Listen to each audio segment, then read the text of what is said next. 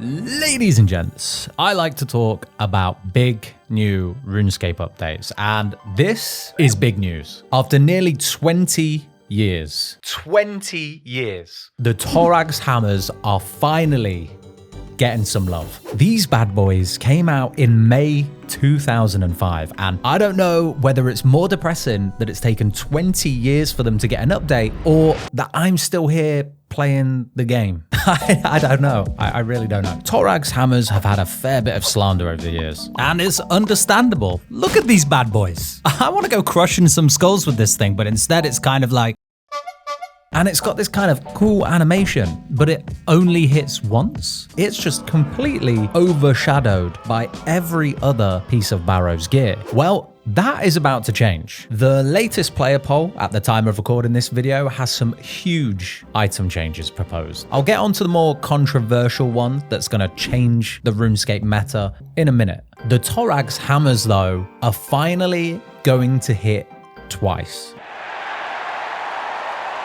Finally, a buff to the... Hey, whoa. I'm gonna have to stop you there. It's not a buff. In the news post, it says that the Torags Hammers will be kept in line with their current DPS, with each hit only dealing up to half of your max. The old school team do not want this to be a buff, except I've stumbled over perhaps the biggest conspiracy in Jagex history, because this isn't a coincidental update. It does buff the Torags Hammers in one particular instance. With the upcoming Varlamore expansion in March this year, we're going to be getting a new PVM encounter, the Perilous Moons. And I'll save the detail on Perilous Moons for its own dedicated video closer to release. This is the one some people are branding as Barrows 2.0.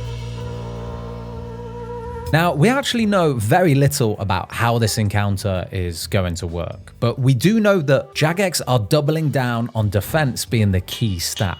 They've already said that the more damage you take, the less DPS you'll do. So Barrow's armor is already going to be considered one of the best pieces of gear that you can bring along. We've also been made aware that double hitting weapons will be useful. And that's pretty much all the information we've been given on it, but does highlight that the Torags Hammers will be buffed for this encounter. Is this update coincidence, or does it actually tie in very nicely with this Perilous Moons update? If you did get some dreadful RNG in your Barrows runs as an Iron Man and you're stuck with a pretty useless pair of Torags Hammers, they might finally have a chance to outshine every other Barrows weapon.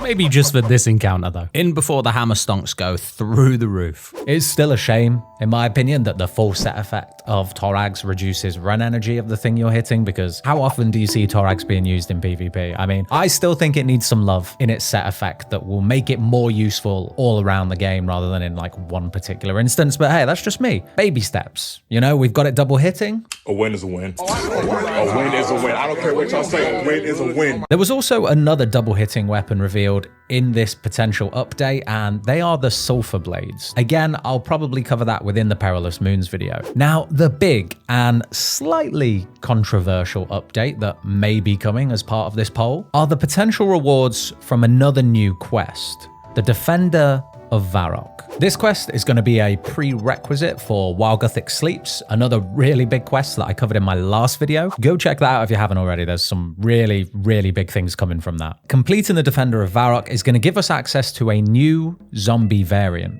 the Armored Zombie. And these guys are apparently going to be packed like sardines into a multi-combat area, really encouraging the use of things like chinchompers, ancients, and maybe even the Venator bow. The zombies will have a chance to drop a new weapon, the Zombie Axe. Listen, there's no official artwork for the Zombie Axe at this stage, guys, so this is the best I could do, okay? This is the best I could do.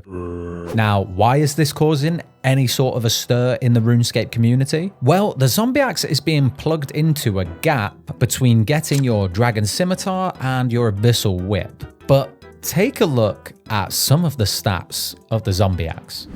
It's a slash weapon with 107 strength bonus. 107. To put that into perspective, that's more strength bonus than all of these iconic weapons. But to make up for it, it is going to be a 5-tick weapon, so a little slower than some of those other options, which should balance things out slightly. Either way you look at it though, this probably will create a brand new mid-game meta, sitting nicely between the Dragon Scimitar at 60 and the Whip at 70 attack. But you might now be thinking 60 to 70 attack takes no time at all. What gap is this filling? Well, like it or not, this is a huge buff for Iron Man accounts, because going from a Dragon Scimitar to an Abyssal Whip is the equivalent of about 200 hours dedicated purely to Slayer, done at pretty much max efficiency, which is no fun for anyone. So the Zombie Axe having no Slayer requirement and only 65 attack sits quite nicely there as an option for Iron Men to go for before having to grind out 85 Slayer. Now, while it doesn't have a Slayer requirement, it does have its own barrier to entry. We don't know the drop rates of the Zombie Axe yet, but we do know that when it drops, it will drop broken. To fix the axe, you'll need 70 smithing. And this kind of prevents players going straight for it and skipping over dragon weaponry altogether. You'll know if you've made a fresh Iron Man account that getting 70 smithing can feel like a bit of a grind of its own. However, for normal accounts, this will feel much less of a grind and actually quite obtainable, meaning that you could quite easily just skip past dragon weaponry, making it a little bit redundant. A lot of the early discussion about this weapon are the concerns shared by players about it potentially outperforming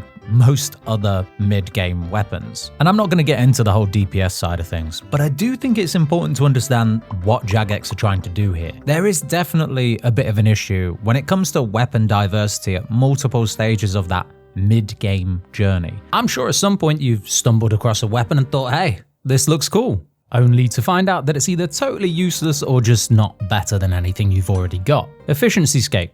It kind of took over at some point. Is this the right solution though? Well, what do you guys think? Will this massively change the mid-game for Iron Man? Do normal accounts get to benefit in the same way? And it's pretty important to remember that everything I've just talked about is part of a poll that's actually live until the 9th of February. So if you're watching this live or soon after release, then you've got a chance to go vote for it yourself. And for all we know, none of these updates might make it into the game. Clearly, we've got a lot of big updates to look forward to over the next few months, and I'm really excited to see what direction it takes Old School RuneScape. So until next time, guys, later!